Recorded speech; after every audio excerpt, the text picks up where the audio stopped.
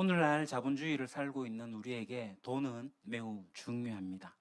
돈을 사전에서 찾아보면 상품 교환의 매개물로서 가치의 척도, 지불의 방편, 축적의 목적물로 삼기 위하여 금속이나 종이로 만들어 사회에 유통시키는 물건으로 나옵니다. 어떤 이들은 이 돈이 가치 중립적이다라고 하는데 그렇지 않습니다. 누군가에게는 이 돈이 소소한 행복을 안겨주는 유용한 수단이 되기도 하고, 또 다른 이에게는 파멸로 몰아가는 파괴적 수단이 되기도 합니다. 사실 돈으로 인해서 인생을 망친 사람이 많이 있습니다. 돈은 수많은 교회를 무너뜨렸고요, 영적 지도자들도 무너지게 만들었습니다. 성경에는 이 돈과 관련해서 많은 이슈들이 나오는데요. 이제 크게 두 가지를 볼 수가 있습니다. 하나는 그리스도인의 청지기직으로 돈을 볼 수가 있고요. 또 하나는 헌금과 관련해서 볼 수가 있습니다. 그래서 제가 앞으로 그리스도인의 청지기직과 그리고 이 헌금에 대해 가지고 이제 말씀을 좀 나누려고 해요. 제가 이제 돈에 대한 이야기를 하려고 하는데, 사실은 돈을 이야기하는 게 아니라 이 돈을 통해 가지고 하나님의 은혜를 말씀드리려고 합니다. 돈이라는 것이 이 하나님의 은혜와 분리되면 사람을 망치게 되고 교회를 망치게 돼요. 그래서 은혜는 뭐냐? 이 다른 종교와 구별되게 하는 이 기독교의 핵심되는 개념입니다. 로마서에 보게 되면 만물이 그에게서 나고 그로 말미암아 있고 그를 위하여 있습니다. 그에게 영광이 세세 있기를 바랍니다. 아멘. 이 로마서에 나오는 이것처럼 하나님께서 우리에게 먼저 베푸시고 우리는 그 하나님의 그 은혜에, 그 사랑에 반응을 하는 거죠. 그동안 한국교회가 어떤 일을 해왔냐면은, 여러분들이 복을 받기 위해서 하나님께 헌금하라 라는 식의, 이건 억지 요구고요, 이건 하나님의 은혜를 대적하는 가짜 메시지입니다. 하나님께 복을 받기 위해서 헌금을 한다? 있을 수 없는 일입니다. 기독교는요, 하나님으로부터 시작을 합니다. 하나님의 은혜로부터 복음이 시작이 돼요. 우리가 뭔가를 들여가지고 그 하나님을 조작해가지고 내가 그로부터 뭔가를 얻어내려고 하는 것은 잘못된 신앙입니다. 타 종교에서는 할 일들입니다. 우리가 이 돈이라는 주제를 이제 다루게 될 때 우리가 깊이 생각해야 될 것은 뭐냐면, 우리가 갖고 있는 죄성이에요.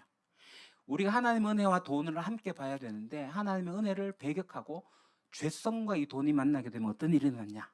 우리는 하나님을 섬기지 않고 돈을 섬기기 시작합니다. 그래서 제게는 되게 중요한 기도가 있는데, 이건 우리가 같이 기도합시다. 아구레의 기도입니다. 잠언에 나오는데요, 우리 같이 소리 내어서 기도하듯이 한번 읽도록 하겠습니다. 시작. 허위와 거짓말을 저에게서 멀리하여 주시고 저를 가난하게도 부유하게도 하지 마시고 오직 저에게 필요한 양식만을 주십시오. 제가 배불러서 주님을 부인하면서 주가 누구냐고 말하지 않게 하시고, 제가 가난해서 도둑질을 하거나 하나님의 이름을 욕되게 하거나 하지 않도록 하여 주십시오. 그래서 우리는 이 돈이라는 것이 하나님의 은혜와 만나져야 됩니다. 그 죄성과 만나면 안 돼요. 진짜 하나님의 은혜와 돈은 함께 가야 됩니다. 그래서 우리가 앞으로 이 돈과 하나님의 은혜를 이렇게 찾아보면서 우리가 돈을 바라보는 관점, 그걸 좀 새롭게 했으면 좋겠다라는 소망이 있습니다. 그래서 오늘은 다윗의 이야기부터 시작하려고 하는데요. 다윗은 우리가 성경에서 가장 익숙하게 알고 있는 사람 중에 한 사람입니다. 세상에 인생에 굴곡이 없는 사람이 어디 있겠습니까마는, 정말 다윗은 극적으로 살았던 사람입니다. 다윗은 성경에 가장 많은 기록을 남긴 사람이기도 한데, 이 다윗이 쓴 글의 대부분은 자신의 마음 깊은 곳에서 우러나오는 어떤 찬송과 기도와 시들입니다. 하지만 이 다윗은 동시에 왕의 권력을 이용해서 유부녀를 범한 강간범이기도 하고, 또 그 여인의 남편이자 자신의 충신이었던 장수를 사지로 내몰아간 어떤 살인교사범이기도 합니다. 그 이스라엘 역사에서 가장 거룩한 왕인 동시에 가장 비열하고 더러운 죄를 범한 사람이 바로 이 다윗이에요. 다윗은 아시다시피 베들레헴에서 살고 있는 이새의 막내 아들 8번째 아들로 태어났습니다. 평범한 집안에서 태어났고 어린 시절 목동으로 살았습니다. 훗날 이스라엘의 왕이 되었죠. 사실 이 앞에서 제가 말한 것 외에도 다윗의 인생이 얼마나 드라마틱했는지는 성경에 기록된 그의 이야기만 읽어봐도 다 알게 됩니다.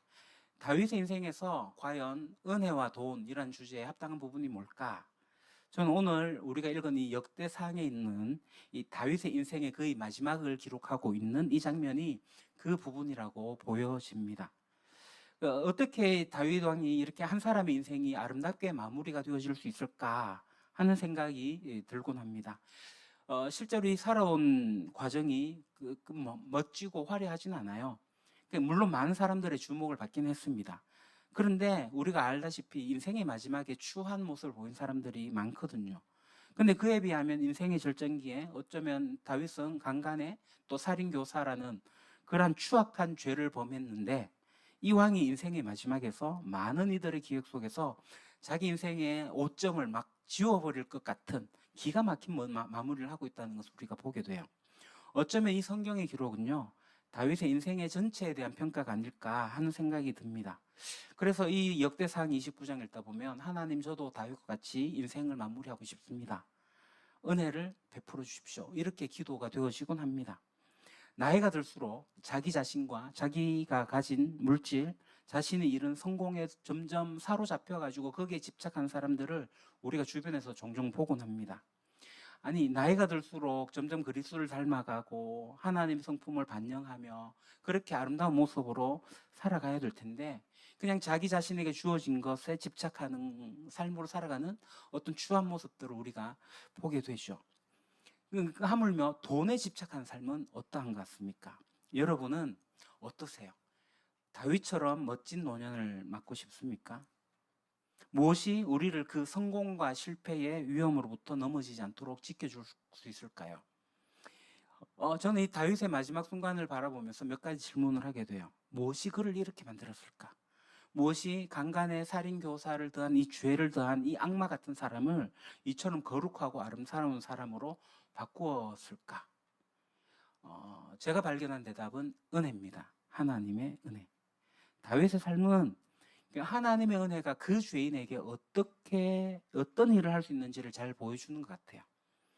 우리가 이제 특별히 주목해야 할 것은 이 하나님의 은혜가 물질과 돈에 대한 이 다윗의 생각과 그 가치에 어떤 변화를 일으켰는가 하는 겁니다.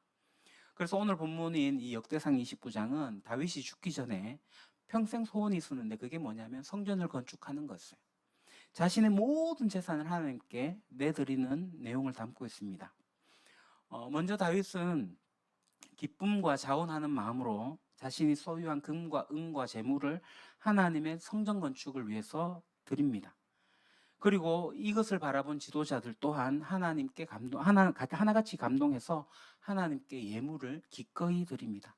하나님께 자신들의 모든 소유를 드린 왕과 지도자들의 마음은 어떠했을까요? 기쁨으로 충만해졌습니다. 이것은 그들만의 기쁨으로 끝나지 않았어요. 본문은 이것을 지켜본 백성들의 기쁨도 함께 했다라는 겁니다. 자원하여 드리고 성심으로 드리고 그리고 기뻐하고 있다는 것을 본문이 강조하고 있어요. 얼핏 보면 이 본문은 소위 성전 건축을 위한 헌금을 독려하기에 딱 좋은 말씀처럼 보입니다. 실제로 많은 교회들이 그렇게 사용해 왔고요. 하지만 이 본문에서 정말 중요한 것은 뭐냐면 하나님의 은혜가 어떻게 다윗을 이토록 영광스러운 자리까지 오르게 했는가, 그거를 읽어내야 됩니다. 이런 관점에서 읽게 될 때 우리는 다윗이 드린 예물, 지도자들이 드린 예물, 거기에 집중하는 게 아니라 그들로 하여금 그렇게 자신의 소중한 예물을 하나님께 드리게 만든 이 하나님의 은혜를 보게 되죠. 이 본문에서 우리가 주목해야 하는 것은 다윗의 돈이나 다윗의 헌금이 아닙니다. 다윗의 마음이에요. 여러분 한번 생각해 보십시오. 이스라엘의 왕이 된 다윗에게는 일평생 하나님의 성전을 건축하고 싶어하는 정말 그 마음이 아주 강렬하게 자리 잡고 있었어요. 하나님이 이 다윗의 마음을 인정하긴 하셨어요. 그러나 그 일을 허락하진 않으셨습니다. 이 하나님의 결정을 이제 다윗은 겸허하게 받아들였고 그것을 영광스럽게 받아들였기 때문에 다윗이 할 수 있는 일은 그 아들 솔로몬이 성전을 건축할 수 있도록 하기 위해 가지고 자기 생전에 그 모든 준비를 다 마치고 죽기를 원했던 거죠. 우리는 다윗이 하나님을 얼마나 사랑했는지 시편의 시들을 통해 가지고 그 고백들을 통해서 이미 알고 있습니다. 시편에 담긴 다윗의 찬송과 기도는요, 하나님을 향한 그의 절절한 마음들을 보여줍니다. 다윗이 예물을 드리는 이야기에서 중요한 것은 다윗이 무언가를 성취했고 얼마나 많은 헌금을 바쳤는가 이게 아니고 이렇게 행동하는 다윗의 마음이 어떠했고 또 그의 갈망이 무엇이었는가 하는 거예요. 하나님이 받으신 것은 다윗과 지도자들이 드린 예물 이전에 그들의 마음이었습니다. 우리가 어떤 갈망, 어떤 마음을 가지고 사느냐가 우리 인생의 마지막을 결정하겠죠. 인생의 마지막 순간에 서게 될 때도 인간은 자기 자신이 누구인지가 드러나게 돼요. 다윗의 마지막에 그걸 잘 보여줍니다. 다윗은 최상의 존재신 하나님을 최상의 섬김과 최상의 헌신으로 예배하는 것이 무엇인지를 인생의 마지막에 보여줬어요. 이것이 다윗이 평생에 받아 누린 하나님 은혜에 대한 반응이고 하나님의 그 은혜를 받은 것을 반영하는 거예요. 그래서 우리가 은혜와 돈이라는 이 주제에 접근하기 위해 가지고 이 본문에서 가장 주목하려고 하는 사실은 처음부터 끝까지 하나님은 어떤 분이신지를 그러니까 인정하고 있는 이 다윗의 태도입니다. 자, 그래서 다윗은 하나님을 예배하는데 이 예배란 단어가 월십이라고 해요. 이 월십이란 단어는 합당하다, 그만한 가치가 있다는 worthy에서 나온 말입니다. 그러니까 예배라는 게 뭐냐면은 이 피조물이 하나님을 창조주고 구원주고 심판주이신 하나님으로 인정하는 거예요. 그것을 가장 온전하게 표현하는 게 예배입니다. 이와 같은 맥락에서 우리 인간은 하나님 형상으로 지원받았기 때문에 온전하게 하나님께 예배할 수가 있어요. 이걸 리플렉트라고 합니다. 반영하는 거. 그게 영광이에요. 하지만 하나님을 하나님으로 인정하지 않는 경우가 있지 않습니까? 그러면 그것은 뭐냐고 하냐면 바로 죄입니다. 그러니까 여러분, 예배의 반대말은 죄입니다. 이 죄가 뭐냐면 하나님을 하나님으로 인정하지 않는 거. 더 이상 나에게 하나님이 아니라면 그러면 그 하나님의 자리에 뭔가 다른 것을 두게 되고 그 무엇인가를 하나님으로 섬기게 돼요. 그러니까 하나님을 하나님으로 인정하지 않는 자리에 오는 것은 바로 우상이라고 합니다. 우상은 하나님의 자리를 차지한 어떤 거예요. 그래서 종교개혁자 깔뱅이 한 얘기가 하나님 없는 이 인간의 마음을 우상 공장이라고 했어요. 계속 하나님 대신 뭔가를 찍어내는 우상 공장. 그러니까 우상 공장인 인간의 마음은 자연스럽게 하나님의 자리에 우상을 두게 되는 거예요. 그리고 그 우상들 중에서 가장 무섭고 강교한 우상은 돈입니다. 그러니까 하나님이 하나님을 인정될 때 사람은 하나님을 예배하게 되고요. 하나님을 그렇게 예배하는 사람은 하나님을 위해서 인생의 시간을 아낌없이 드릴 수 있습니다. 하나님보다 더 높은 가치와 목적과 이유를 가지지 않을 때 하나님이 최고의 가치와 목적과 이유가 될 때 사람은 하나님을 위해서 어떤 희생도 마다하지 않을 수가 있습니다. 이것이 역대상 29장이 기록하고 있는 다윗의 모습이에요. 여러분, 다윗에게 하나님은요 정말 모든 것이었습니다. 그러니까 말로만 그런 게 아니라 진짜 모든 거였어요. 다윗이 인생의 모든 순간에 언제나 그랬던 건 아니겠지만 적어도 그 인생의 마지막 순간에는 하나님 한 분만으로 만족할 수가 있습니다. 시편 23편도 다윗의 인생의 노년의 말년에 쓴 책이거든요. 여호와는 나의 목자시니 내게 부족함이 없으리로다. 역대상 29장 11절 12절 주님 위대함과 능력과 영광과 성리와 존귀가 모두 주님의 것입니다. 하늘과 땅에 있는 모든 것이 다 주님의 것입니다. 그리고 이 나라도 주님의 것입니다. 주님께서는 만물의 머리 되신 분으로 높임을 받아주십시오.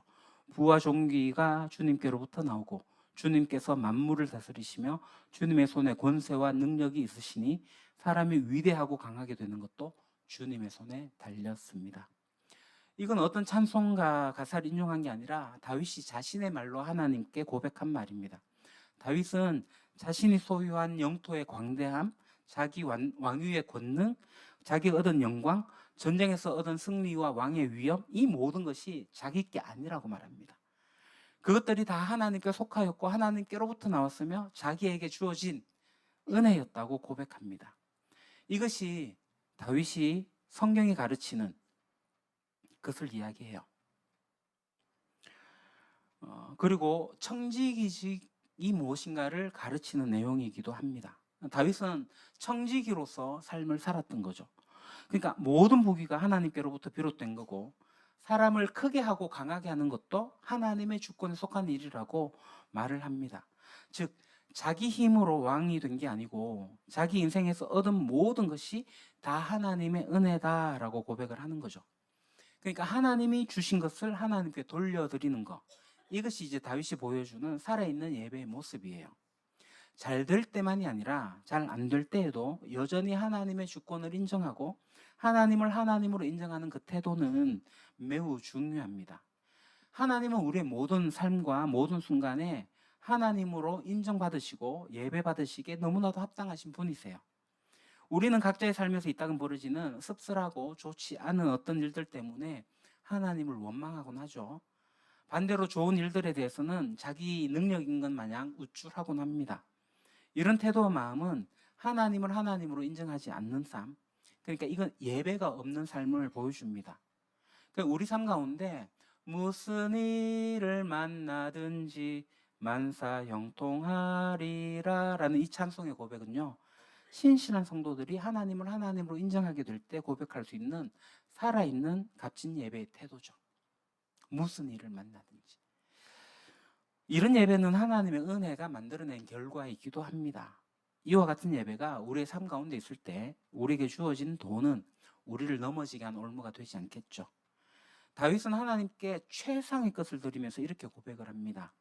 제가 무엇이며 저의 백성이 무엇이기에 우리가 이렇듯이 기쁜 마음으로 바칠 힘을 주셨습니까? 모든 것을 주님께서 주셨으므로 우리가 주님의 손에서 받은 것을 주님께 바쳤을 뿐입니다. 이 다윗의 이 고백은 최상의 헌신이 무엇인지 보여줘요.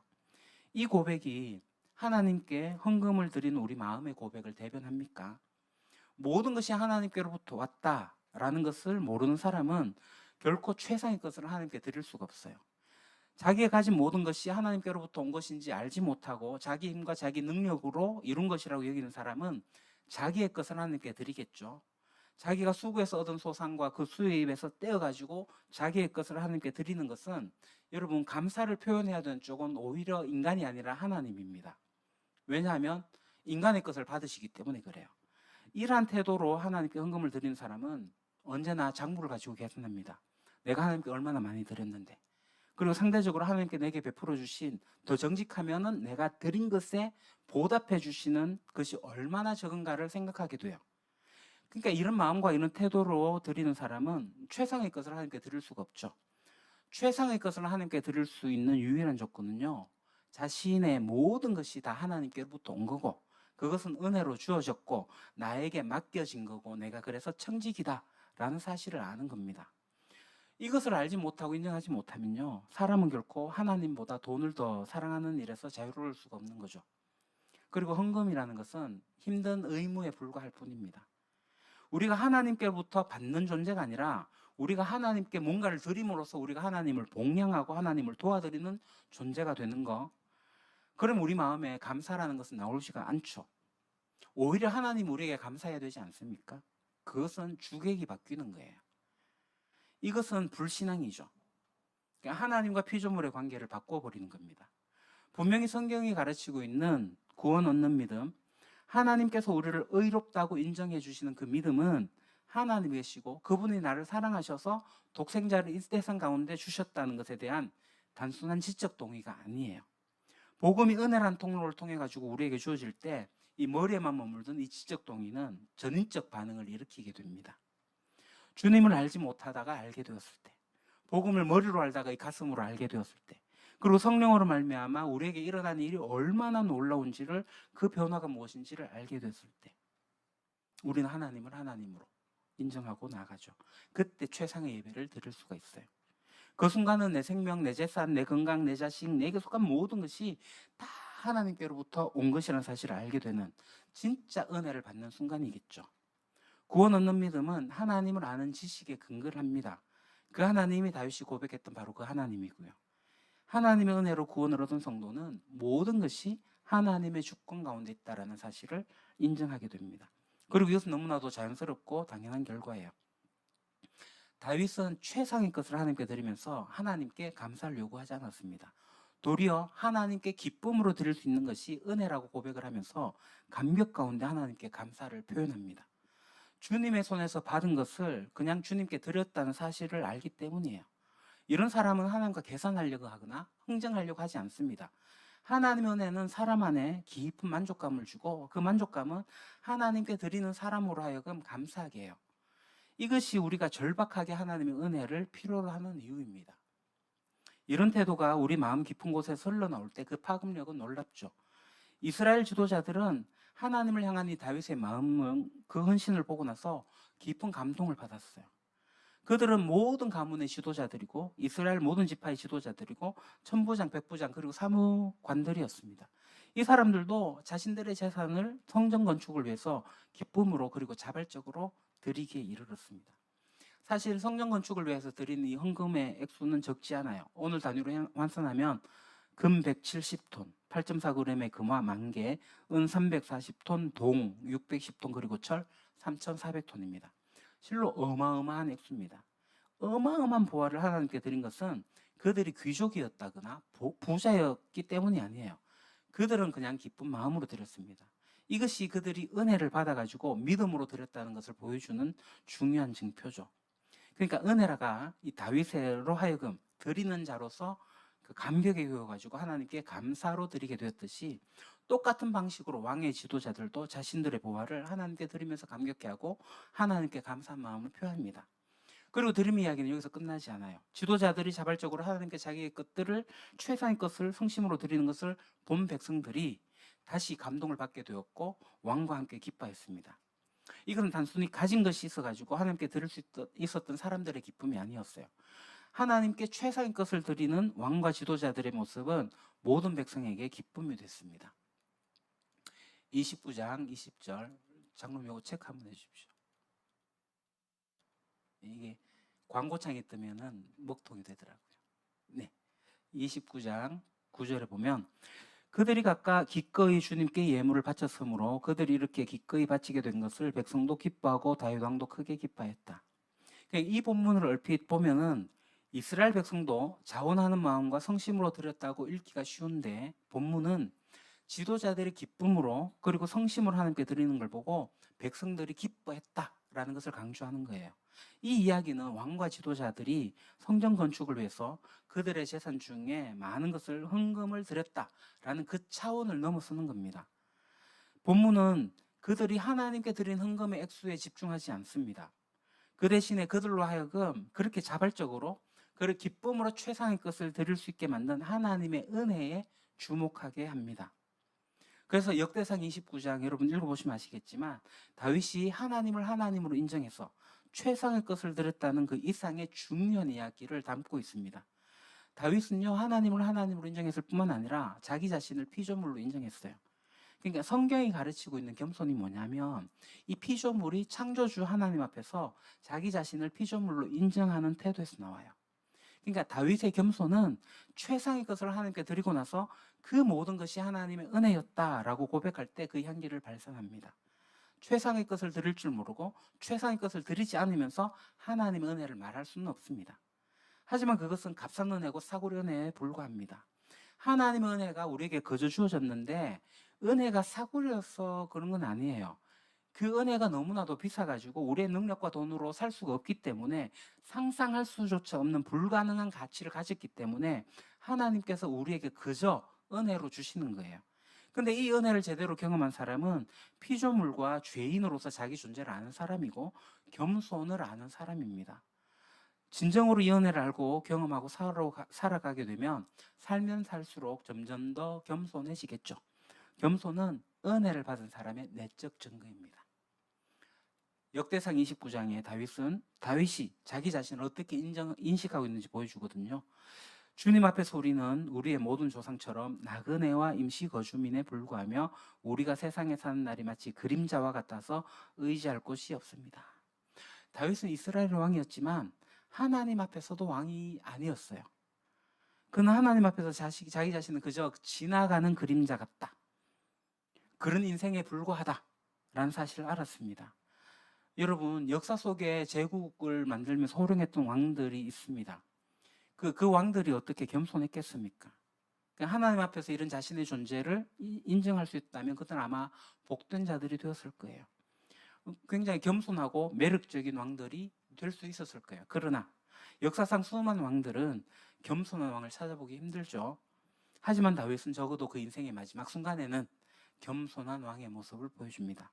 다시 말해서 천지의 주제요 만왕의 왕이신 분, 그러나 겸손한 왕으로 이 땅에 오신 구주 예수님의 모습을 잘 보여줍니다. 그러니까 하나님 오라고 부르시면 우리는 평생 그토록 심혈을 기울이고 애착을 가지고 있던 모든 것들을 다 내려놓고 사랑한 사람을 다 두고 우리는 주님께로 돌아가야 되는 인생이에요. 우리가 가지고 있는 어떤 사회적 지위, 또 성취한 거, 명예, 또 학식, 소유가 어땠든지 간에 부르면 그냥 가야 됩니다. 이것을 알고 사는 것은 은혜를 받은 사람이 드러내는 겸손입니다. 우리는 하나님 앞에서 진짜 다 그림자 같은 존재일 뿐이고, 세상에서 우리를 구별해주는 모든 신분과 차이는 하늘과 땅을 지으신 하나님 앞에서 아무것도 아니라는 사실을 알고 매일 그것을 기억하며 살아야 됩니다. 하나님의 은혜가 다윗을 이 자리까지 인도했어요. 다윗이 바울의 이 고백을 들었다면 진심으로 공감을 표현했을 것 같습니다. 그러나 나는 하나님의 은혜로 오늘의 내가 되었습니다. 나에게 베풀어 주신 하나님의 은혜는 헛되지 않았습니다. 나는 사도들 가운데 어느 누구보다도 더 열심히 일하였습니다. 그러나 이렇게 한 것은 내가 아니라 나와 함께 하신 하나님의 은혜입니다. 그러니까 인생의 마지막 순간에 이런 고백을 하는 사람은요, 인생을 잘 사는 사람이죠. 복된 사람이라고 할 수 있습니다. 그러니까 하나님을 하나님으로 인정하고 최상의 것을 드리며 자기가 누구인지 아는 겸손은 은혜가 하는 일이 무엇인지를 보여줍니다. 그뿐만 아니라 이 은혜가 우리가 가졌거나 가지지 못한 소유, 물질, 돈으로부터 우리를 넘어지지 않도록 붙잡아주는 열쇠라는 사실도 배우게 됩니다. 인생의 한때 절제되지 않았던 욕정으로 인하여 무너졌던 다윗은 그 인생의 마지막 순간에 돈 때문에 무너지지는 않았습니다. 한때 대단한 영향을 미쳤던 영적 지도자들이 인생의 그 마지막 즈음에 돈 문제로 무너지는 모습을 우리가 종종 보곤 합니다. 다윗의 인생은 이런 모습과는 판이하게 다른 이야기를 우리에게 들려줍니다. 돈 때문에 추한 인생이 되지 않는 길은 은혜를 받고 그 은혜가 나를 이끌어 가도록 하는 거예요. 하나님의 은혜가 어떻게 사람으로 하여금 돈 때문에 넘어지지 않도록 붙들어 주는 것일까? 은혜는 하나님께서 주시는 영적 기쁨을 흘러 넘치게 합니다. 그리고 이 충만한 이 내적 기쁨은 돈이 주는 기쁨을 사소한 것으로 만들고 넉넉하게 이기게 합니다. 그래서 역대상 29장은 온통 기쁨과 즐거움의 분위기로 가득합니다. 죽음을 앞둔 왕의 비장함이 아니라 기쁨과 즐거움이 이 본문을 지배하는 감정이에요. 드리는 감격과 감사가 여기에 있습니다. 나의 하나님, 주님께서는 사람의 마음을 헤아리시고 정직한 사람을 두고 기뻐하시는 줄을 제가 압니다. 나는 정직한 마음으로 기꺼이 이 모든 것을 바쳤습니다. 이제 여기에 있는 주님의 백성이 주님께 기꺼이 바치는 것을 보니 저도 마음이 기쁩니다. 돈이 주는 기쁨을 아는 길은요, 은혜의 기쁨을 맛보고 누리는 거예요. 은혜는 나는 늘 부족하다고 불평하고 원망하게 만드는 그 마음을 몰아내고 내 안에 자족하는 마음을 창조합니다. 그리고 하나님이 내게 주신 모든 것으로 인해서 하나님께 감사를 드리게 합니다. 은혜는 돈을 사랑하는 우리 마음에서 우리를 지켜주시고 넘치는 감사로 최상의 것을 하나님께 드리게 합니다. 또한 우리가 그분 앞에서 얼마나 보잘것없는 존재인지를 알게 해요. 여러분은 돈 때문에 무너진 앞서간 수많은 사람들, 또한 돈 때문에 넘어지며 살아가는 주변의 사람들과 다른 삶을 살 자신이 있으십니까? 여러분의 인생에 오점이 있었을지라도 인생의 마지막 순간만큼은 다윗처럼 멋지게 마무리하고 싶은 마음은 들지 않습니까? 그가 백발이 되도록 부와 영화를 누리다가 수명이 다하여 죽으니 그의 아들 솔로몬이 그의 뒤를 이어 왕위에 올랐다. 다윗의 인생은요, 시작보다 끝이 좋은 인생이었습니다. 목동으로 시작해서 왕으로 끝났기 때문이 아닙니다. 그 절정기에 진짜 입에 담기에조차 더럽고 치졸한 간음과 살인교사를 저질렀고 전쟁의 피비린내로 가득 차 있지만 마지막에 가서는 하나님의 은혜로 아름답고 멋지게 수놓아졌기 때문이에요. 그의 성공은 그를 넘어지게 하지 못했습니다. 그의 권력도 명예도 그를 망하게 하지 못했습니다. 수많은 사람들의 인생을 망쳐놓았던 그 많은 소유와 돈도 다윗의 삶을 망칠 수 없었습니다. 하나님의 은혜만이 돈이 가지고 있는 가공할 위력과 그 위험으로부터 우리를 지켜줍니다. 이것이 다윗의 생애가 우리에게 주는 교훈입니다. 기도하겠습니다. 하나님 아버지, 오늘도 말씀을 통하여 우리를 깨우쳐 주시니 감사합니다. 돈이 우리 삶에 필요한 것이지만 돈이 우리의 주인이 되지 않게 하시고 오직 하나님만이 우리 마음의 주인이 되게 해주십시오. 주님, 우리의 죄성과 욕심 때문에 돈을 의지하고 돈으로 만족하려 하고 때로는 돈 때문에 흔들리고 넘어지는 연약함이 있음을 고백합니다. 우리를 불쌍히 여겨주시고 돈보다 크신 하나님의 은혜를 날마다 더 깊이 알아가게 해주십시오. 다윗처럼 모든 것이 주님께로부터 왔음을 인정하게 하시고 우리에게 맡겨주신 시간과 물질과 삶을 감사함으로 주께 올려드리는 청지기가 되게 해주십시오. 교만하지 않게 하시고 늘 겸손히 하나님 앞에 서게 하시며 인생의 마지막까지 아름답게 믿음을 지키게 해주십시오. 우리의 마음을 지켜주시고 우리 교회도 돈이 아니라 은혜 위에 굳게 서게 하시며 모든 영광을 오직 주님께 올려드리게 해주십시오. 예수님의 이름으로 기도드립니다. 아멘.